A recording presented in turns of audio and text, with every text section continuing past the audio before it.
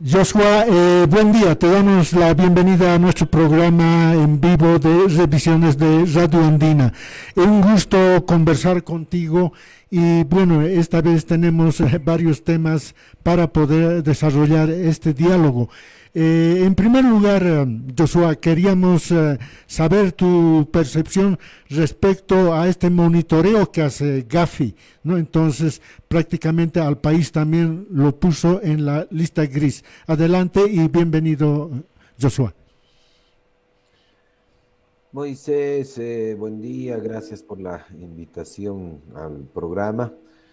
Mira, este tema de Gafi, de las ganancias ilícitas, del lavado de dinero, pues obviamente ha preocupado al gobierno muchísimo, ¿no?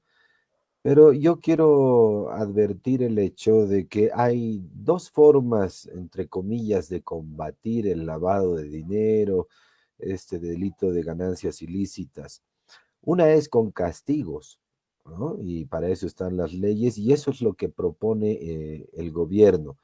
Si eres narco, si te pescan lavando dinero, enriquecimiento ilícito, pues obviamente te castigan y muchos dicen, podemos subir las penas, ¿verdad? Entonces, en vez de 20 años, que sean 40 años.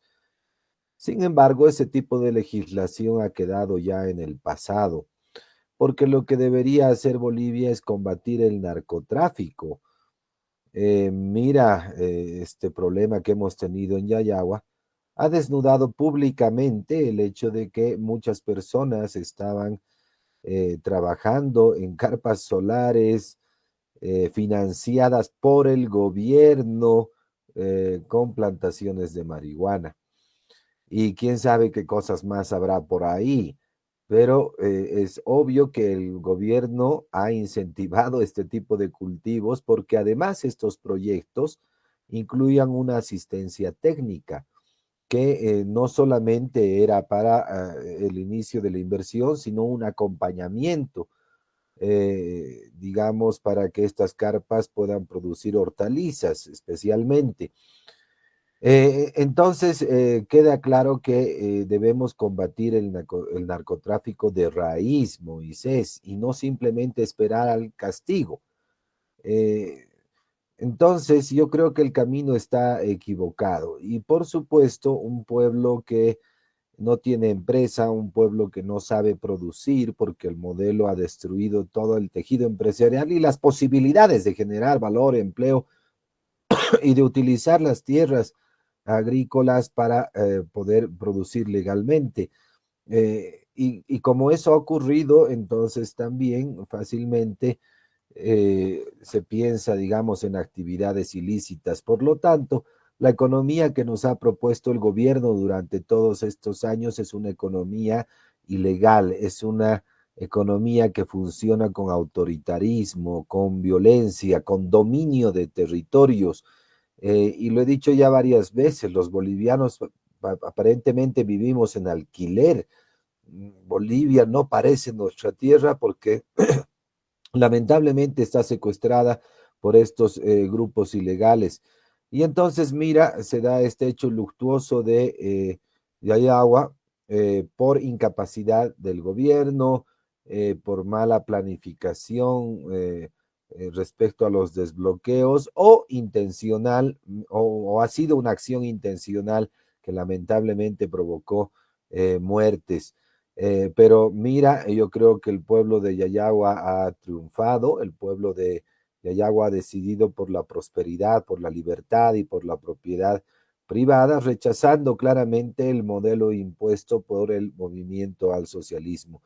Entonces, repito, no se trata de endurecer los castigos que proponen las penas, los castigos que proponen las leyes, sino de atacar al narcotráfico de raíz y darle otra oportunidad a los bolivianos de que realmente puedan producir.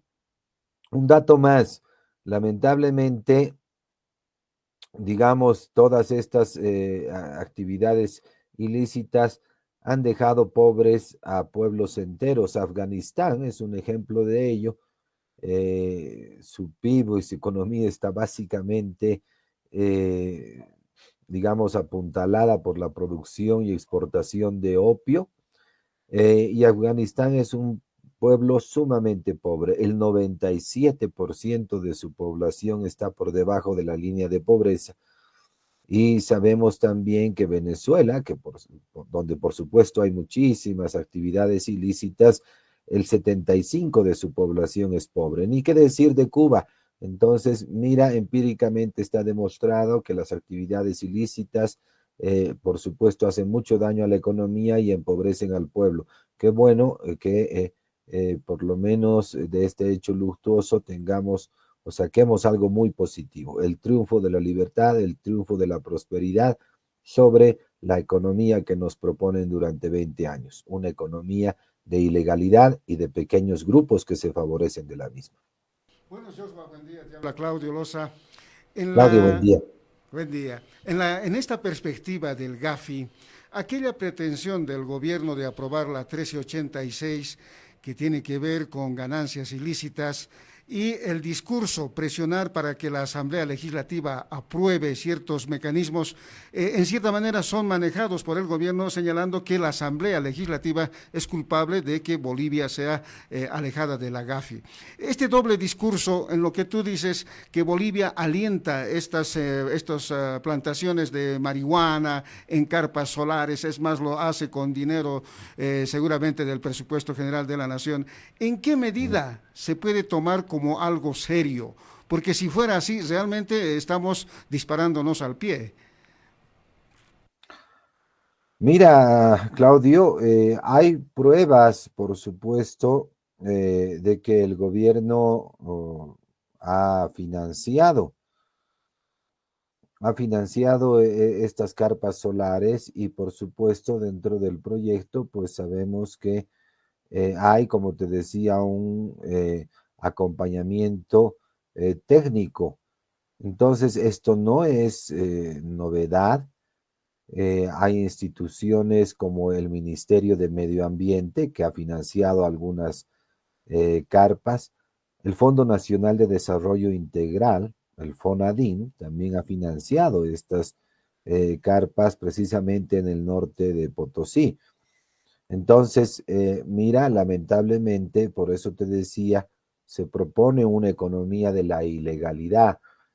Y por supuesto, el hecho de presentarnos leyes persecutorias, primero que atentan y violan el derecho a la propiedad privada, porque sabemos que nos proponían a una persona delatora, ¿verdad? De que te podían apuntar con el dedo y decir, este señor se está enriqueciendo ilícitamente y hay que investigarlo. Y entonces, inmediatamente, según esta ley, intervenían tus bienes, congelaban tus cuentas y comenzaban la investigación. Entonces, también viola la presunción de inocencia. Y claro, es peligroso cuando solamente quieres atacar a un problema vía leyes y no preventivamente, no atacar al narcotráfico de raíz. ¿Por qué hace esto el gobierno? ¿Por qué prefiere este camino? Porque estas decisiones o esta persecución de acuerdo a estas leyes tiene un trasfondo político y precisamente el modelo centralista, estatista, socialista prefiere el control, prefiere la coacción estatal. Entonces, tú ya, mejor dicho, tú ya puedes estar acusado de narcotráfico, de enriquecimiento ilícito, y entonces hay una denuncia. ¿Y de quién pasas a depender? Tu caso pasa a depender del poder político. Si tú me apoyas, si tú eres pro movimiento al socialismo, entonces podría estar desestimando la denuncia porque todo el mundo sabe que tú no te dedicas a eso, pero bueno, ya has tenido una denuncia de la ley, ya hay que cumplirla, ¿no? Cuando les conviene, cumplen la ley.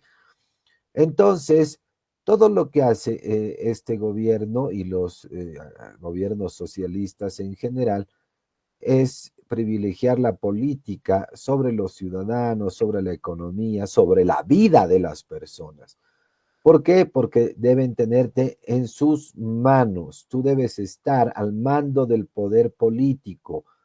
Esa es la idea de este modelo. Entonces, por eso ellos prefieren el castigo, las políticas de comando y control.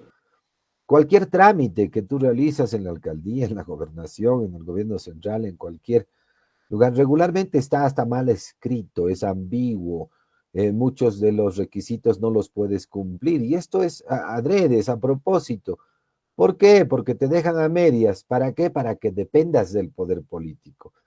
En Oruro, mira, yo he vivido muchas veces esta experiencia, hacen que te falte algún requisito, incluso me acuerdo en términos ambientales, ponían un nivel de sonido, por ejemplo, para locales, para restaurantes, y tú ponías al volumen más bajo y no cumplías la norma, porque estaba hasta mal escrita, ¿verdad? Entonces ya era una contravención, ya era una infracción tuya por el hecho de que esté incluso, repito, mal estipulada la norma.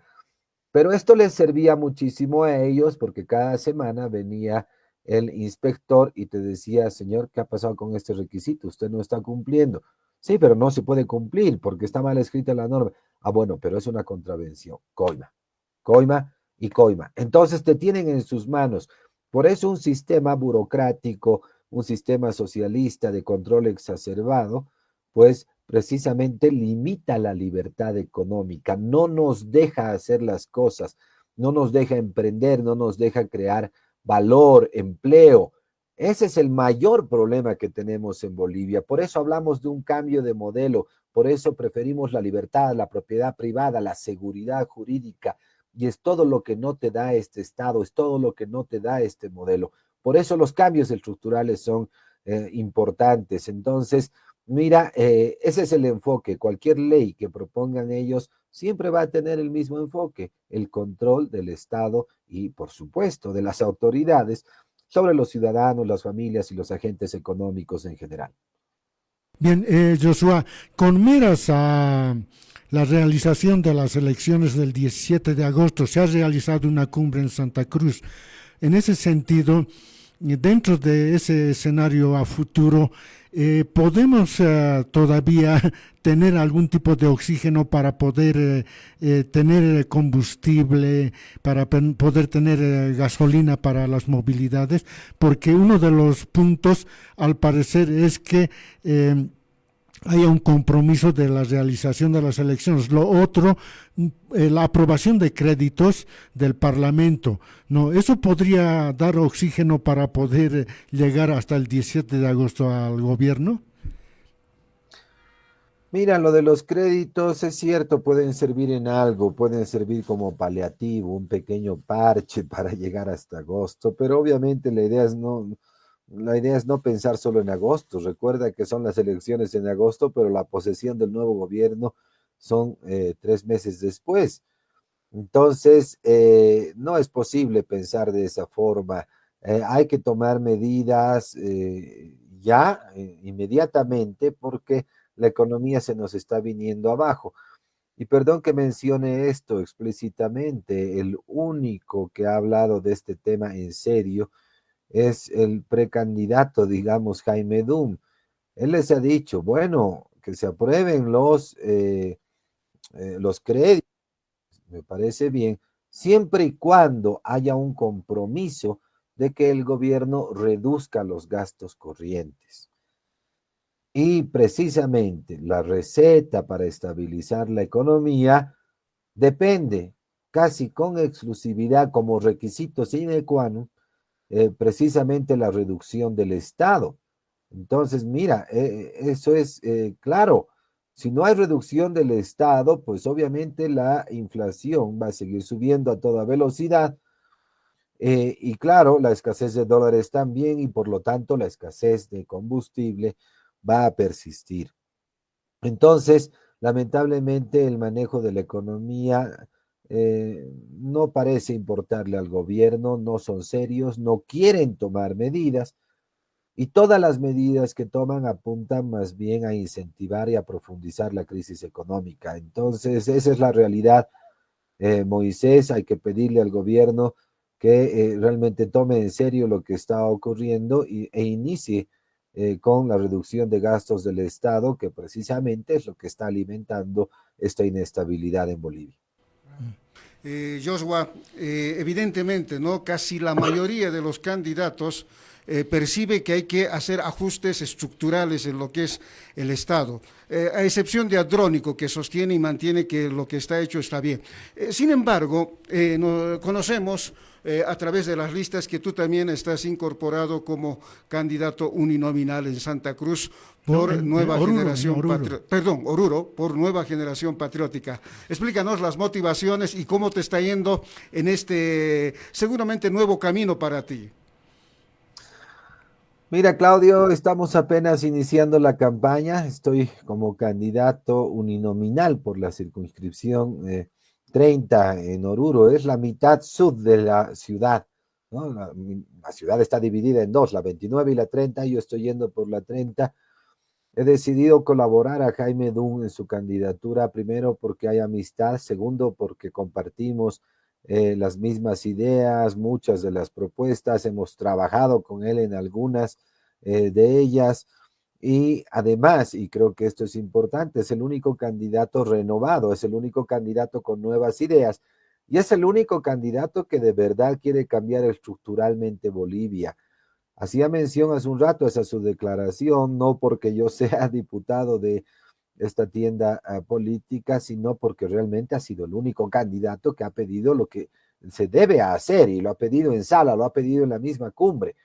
Y a propósito de eso, si recuerdas también, ha hablado del narcotráfico en relación al tema inicial que estábamos hablando, y él ha dicho que se debería modificar un poco, digamos, el tratamiento del narcotráfico porque debería ser considerado como terrorismo. Eso es atacar la raíz, no es atacar el castigo, ¿no? Entonces, eso es lo importante. ¿Cuál es el resultado del narcotráfico? Las ganancias ilícitas, el enriquecimiento ilícito, el lavado de dinero. Entonces, no hay que atacar ahí arriba, hay que atacar abajo, al narcotráfico. Muchos bolivianos quieren que vuelva la DEA. Entonces, hay que ver, obviamente, las políticas adecuadas para eliminar o reducir muchísimo el narcotráfico, no solo porque envenena a nuestros jóvenes, te decía, sino porque empobrece a todas las sociedades en las cuales se ha estado presente. Cuando la economía es ilegal, cuando la economía es subterránea, favorece a muy pocos que se enriquecen. Ahí están los hijos de Fidel, ahí está la hija de Chávez y seguramente tantos ejemplos que podemos dar. Y el resultado siempre ha sido el empobrecimiento. Entonces, mira, creo que Bolivia debe tomar otra vez, repito, el ejemplo de Yayagua. En Yayagua, si bien esto ha costado vidas, tenemos mártires de la libertad. Yayagua ha decidido por el camino de la legalidad, de la prosperidad, de la propiedad privada, y le ha dicho no al narcotráfico, le ha dicho no a la economía subterránea oscura, le ha dicho no al movimiento al socialismo. Propuestas interesantes que se van desarrollando, que se van ventilando a partir de la candidatura de Jaime Dun. Nosotros tenemos obviamente los mejores deseos de que puedas salir elegido y tienes todas las condiciones para hacer una buena representación en el Parlamento. Necesitamos gente de tu nivel, Joshua. ¿Algo más que quisieras agregar para finalizar esta entrevista? Sí, mira, creo que es importante pensar en un cambio de modelo. La población boliviana debe decidir entre esos dos caminos: continuar con un socialismo que nos empobrece, que nos ha metido en esta crisis, de la cual va a ser difícil salir, o pensar en una economía donde prime la libertad económica, porque lo que requiere un pueblo es crear, generar riqueza. Y la riqueza se genera a partir de los principios de la libertad, la propiedad privada y la seguridad jurídica. Por lo tanto, el Estado, el gobierno debe facilitar la vida de las personas y no debe limitar esas libertades constantemente, no debe burocratizar todos los trámites. Básicamente, el Estado te ha secuestrado la libertad, te ha secuestrado además el territorio y hace que vivamos en alquiler todos los bolivianos. No hay propiedad privada. Debemos comenzar con una revolución para la propiedad privada en manos, obviamente, de todos los bolivianos y no del Estado. El Estado ha confiscado la riqueza y nos ha confiscado los recursos naturales durante muchísimos años. Y este es el trabajo del Estado. Ha depredado con todo. Nos ha confiscado los dólares, ha depredado el gas y los hidrocarburos. Y por eso estamos viviendo esta crisis económica. Y encima tiene que enlutar a las familias bolivianas. Quieren sangre. Es una economía de violencia, es una economía de sangre.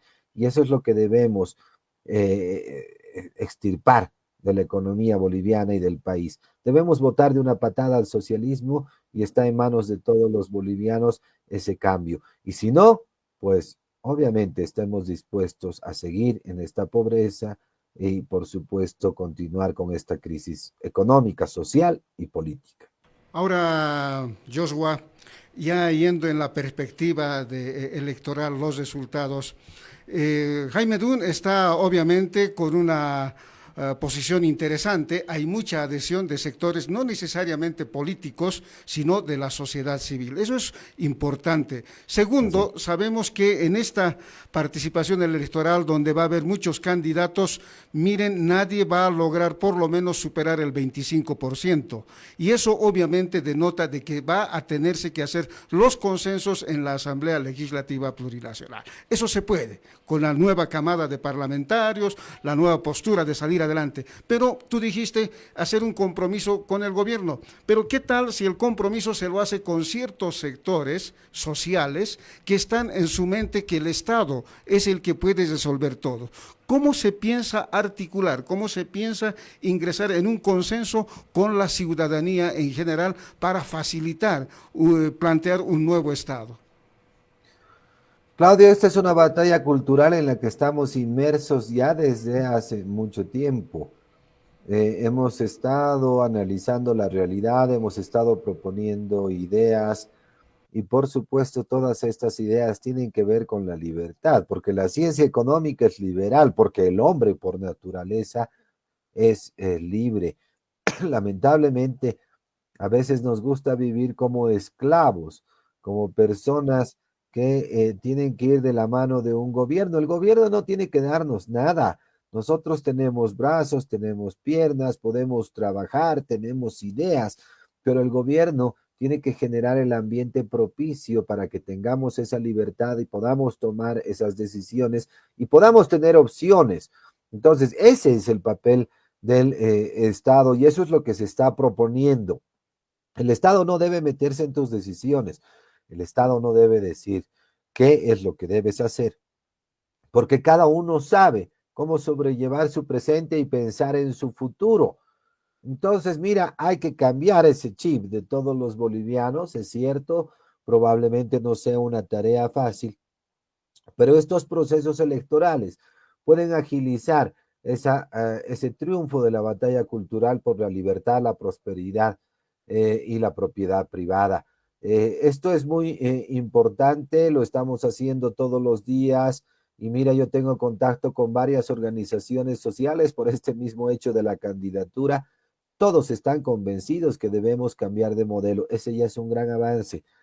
Todos están convencidos de que primero es la libertad. Nuestros comerciantes en Oruro, yo creo que más del 90% en Oruro somos comerciantes. Y por lo tanto amamos el mercado, amamos la libertad.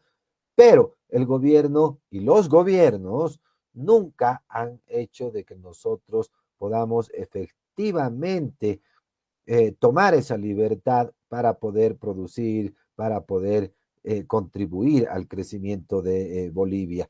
Entonces, mira, yo creo que se va a lograr y respecto al Parlamento, tú sabes que Jaime Dun todavía tiene algunos problemas con los papeles, hay mucha intromisión política, mucha intromisión masista que está impidiendo la inscripción de Jaime Dun, pero lo va a hacer en los próximos días, hay ya seguridad de esto, Jaime Dun va a ser candidato.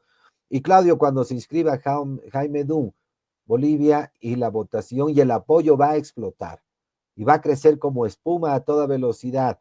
Entonces yo estoy seguro que quieren el cambio porque Jaime Dun es el único candidato renovado y solvente, con nuevas ideas.